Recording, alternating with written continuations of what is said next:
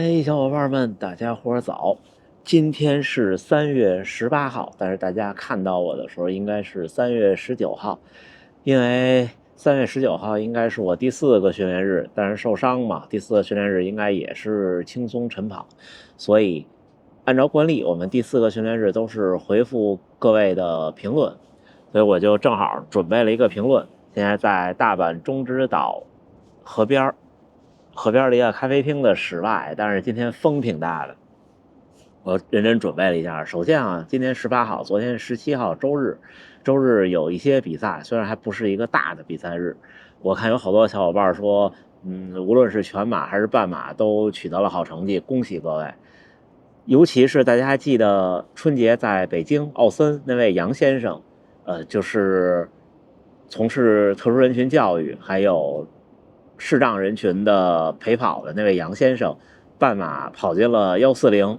我们应该认真的恭喜一下杨先生，伟大的小伙伴。那我们就开始。博哥好，今天去跑了我的首马，4小时55分完赛，还是要继续加油提升跑量，从3年前的218斤到如今，真是好长一段路啊！完赛领悟路上差点掉眼泪，谢谢博哥这么久的陪伴，您是我在这一途的榜样，祝您早日康复，早日恢复，谢谢您啊！首先，我觉得您过奖了，我不认为我真的能成为什么榜样吧，我只是一个爱跑步的人，只不过我有精力和能力还有时间来把这些东西分享出来。其实也是大家的陪伴咱们这个频道这么多年，从一开始我笨嘴拙舌到现在说的还算勉强流畅，我们都是在一起进步，感谢您。您应该认真的感谢一下自己，218斤挺沉的了。虽然我没有218斤过，但是我猜是因为我个矮的原因。春节从北京回来拿那个也就30多斤的箱子走路，就几乎走不动了。但是我原来要比现在胖好几十斤，所以减重的人真的了不起，恭喜您。然后那个实时血糖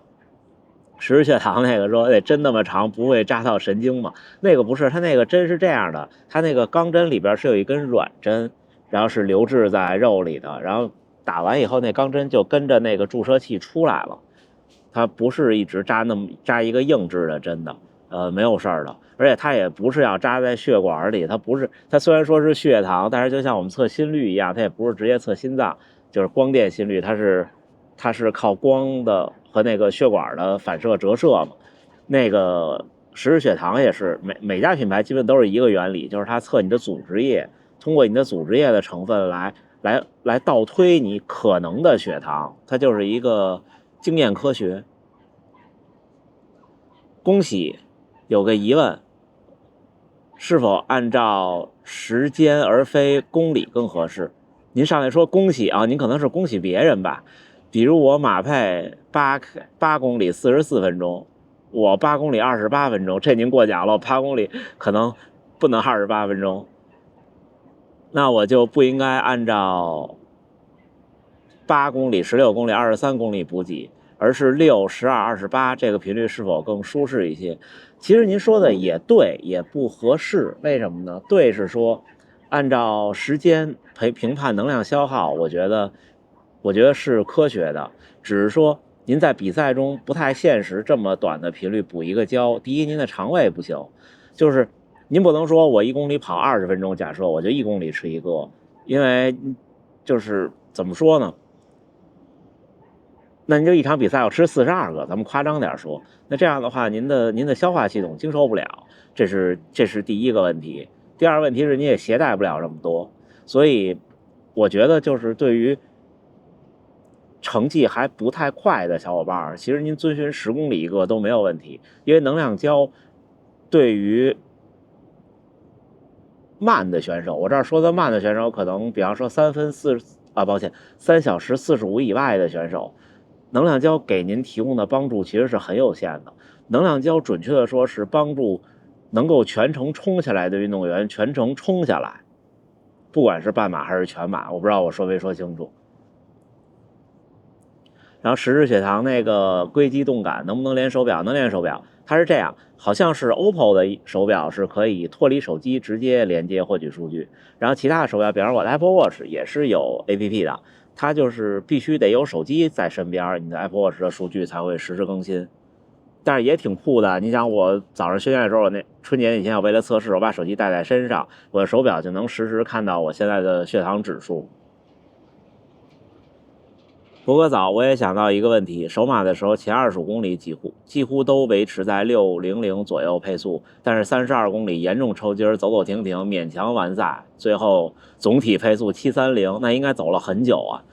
这次近4-5个月，平均月跑量200加了，也跑了35公里长距离。虽然最后3公里崩了，想全马 PB，是从一开始努力维持比较舒适的节奏（括号540的配速）。那您的目标是想破4，对吗？后程崩了顶一顶，还是从一开始就故意降低追求完赛呢？这儿我有个不成熟的经验，就是如果您还跑马拉松会大崩，比方说抽筋或者要走很久，您前面跑多慢，该崩还是崩。造成您马拉松崩的原因，并不是说您前面跑快了，而是您运动的时间太久了。运动时间太久，您让我在外边，咱们举个例子啊，比方说您6个小时完赛的选手，如果是大太阳下，您站6个小时，您试试，别说站6个小时，您走6个小时的路，您试试，您也得崩。这个是真心话。就是马拉松其实跑快了，并不是说你变强了跑快了，是说跑快了其实也挺舒适的，就是你全程冲下来跟那样就是最后崩走下来的感觉不一样。我的建议是您维持您期待的540的配速，也许就破4了。博哥好，这个月跑量打算冲800到900，目前已经360，这是前几天的评论。强度基本上2天一次或3天一次，感觉还坚持得住。为了冲下下月本地1000人的小半马比赛，想努力站台一次，也是为了奖金，想博哥鼓励您一下，鼓励您一下。今天还有个30公里的长距离，不知道能不能跑下来。那我没有提前看到您的评论，但是我猜您应该已经跑下来了。这太了不起了，普通人的天花板，大天花板。1000人的半马比赛，您肯定站台了，我觉得。1000人什么水平呢？我觉得跑到，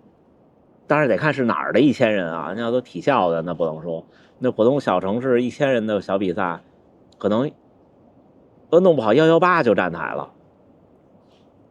新手报名好难，赛事不是要求成绩，就是要求体检报告。没跑过比赛，两样都没有，不知道你们怎么操作的。首先这2样我发现啊，我跑过世界很多地方的比赛，其实它是我们的特色。成绩这个呢，有的比赛要成绩，人家是要直通，大部分比赛是不要求您有比赛成绩的报名，都是抽签嘛。但是他其实设这个门槛，可能也是因为要不然报的人就太多了，或者说呢，马拉松井喷式的在我国爆发，水平参差不齐。赛会其实希望整个比赛的总体成绩会好一些，他的一个考虑。我觉得要成绩这个事儿呢，短期内不会消失，而且可能会越来越多。而且就算现在什么都不要，国内的比赛也太难报了。我总说国内很多比赛的直通门槛还停留在几年前，直通门槛的要求太低了，330、300、310就能直通，然后再加上又有赞助商名额，可能还有顺延名额。那这些七凑八凑的话，你一个2万人规模的比赛，3万人规模的比赛就不剩什么了，真的不剩什么了。因为其实你看每场比赛那么多破3的，来来回回就那些人。有全中国呀，真的四处去比赛嘛，反正现在交通也方便，然后各种成本也还行，所以这个真没办法。然后另外要求体检报告这个事儿，为什么我从来不报杭州马拉松呢？我对这个事儿是个人是有抵触情绪的，我觉得这个做法不好，仅个人意见啊。就杭州的小伙伴，如果您极度热爱您的家乡和您的马拉松，您别喷我，我只是个人体会，所以我有这种要求的，我不报就是了。像要成绩这个，在国内目前您只能先打卡那些不要成绩的比赛吧。然后就说跑姿，说要改变跑姿，要怎么样？包括有小伙伴特激动的跟我说：“你看看你落地声音那么大，你要改变跑姿了，要不然总会受伤的。”我对这个是有微词的，就是跑姿是改变不了的，也不是说改变不了，跑姿是不能模仿的。跑姿是您的能力、您的身材、您的体型，甚至您骨盆的状态，还有您的力量各方面的综合出来的东西，真心的。大家可以看看，比方说优秀运动员的跑姿，其实也是很多人都是不一样的。我承认是有最经济、最优的跑姿的，但是不是谁都能做到的。让您像吉普乔格那样跑，您也做不到，对吧？跑姿是什么？跑姿是调整您的小关节的力量、韧带、小关节的力量和能力，是对跑姿有比较明显的提升和改善的。我其实发现，我这1-2年随着能力的上升是有明显的改变的。较以前确实是，就我现在看我2021年那场副中心的 PB 的时候，发现那个时候比现在跑的差很多。但是那时候我也已经觉得我在飞行了。还有那个血糖那个说怕打针怎么办？我就是这样，我觉得人应该拥抱变化，就是可能是不幸的人生各有各的不幸，但是成功的或者是相对怎么说，做了一些异于常人的事情的人的人生都有一个特质，我的观察就是拥抱改变。您如果不拥抱变化，不想办法接受新事物，那可能今天一个针没什么，明天一个口味没什么，但是面对一个大的选择或者机会的时候，您可能就会错失它。那我这些年，原来我也不懂这些，原来我也是个特固执的人，后来我就发现，比方说这东西我从小不爱吃，那么多人爱吃它，肯定有爱吃它的原因。那有可能是它的这个味蕾的受体跟我不一样，也有可能是我没有感受到它的美好。或者就像我们有时候说大人的味道，比方说苦啊、辣呀，或者是什么，小孩子觉得不爱吃，它是一个变化的过程。如果您永远不接受，那就永远不会变化。所以很多事儿我就挺拥抱变化，我也不喜欢打针，没有人喜欢打针，您说是不是？但是那个说实话啊，不管是那个还是雅培那个，扎进去的时候真的没有感觉，那太快了。博哥怎么减肥啊？感觉饿肚子饿了1周多，体重没什么变化。1周时间太短了，就是您要算热量差，有的时候饿并不一定您摄入的能量少，饱并不一定摄入的能量多。就是我教您一个办法，您找个软件记您的饮食，就称重记，您记1个月，您眼睛再看见任何吃的，心里就有数了，就知道这东西多少千卡，那东西多少千卡。这样的话，你以后在饮食和外出就餐上就有更理智的选择。另外一位小伙伴说，跟我一样脚踝内侧疼，医生说是三角韧带损伤啊。那您的那个疼比我那个位置靠下，三角韧带应该是在那大骨头节儿，就是踝关节大骨头节下边那一点点，我是在那骨头节上边那一点点。对，有可能是那后侧的副韧带，也有可能就是那个骨头那个骨膜的炎症，我这个可能是。但是三角韧带损伤是挺不好康复的，它可能会让您的脚的就足部，不管是走路啊还是什么的形态也会变化。我听您说医生给您用了那种固定的护具，我觉得是对的。韧带是个挺不好康复的地方，因为血管太少了，养料输送不进来，那就我们只能慢慢养着。我这个今天早上起来，我跑了5公里，轻松跑，已经跑起来已经几乎不疼了，但是按压还是有明显的就是疼痛，就是感觉就是骨头和肉就是接缝的那个，就骨膜的炎症吧。然后再用药，我也买了一个小的那种护脚腕的那个东西，那就是增压的嘛，挺好。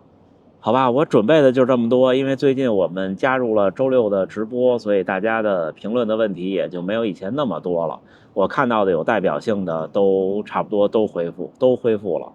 像我很多观念，我一直在说，跑姿都是训练的结果，真的不是训练的过程，也不是一个模仿的过程。大家千万不要刻意的去模仿，刻意模仿跑姿只会增加受伤的风险。另外就是拥抱变化，马拉松也是，在这点上我还是挺固执的。我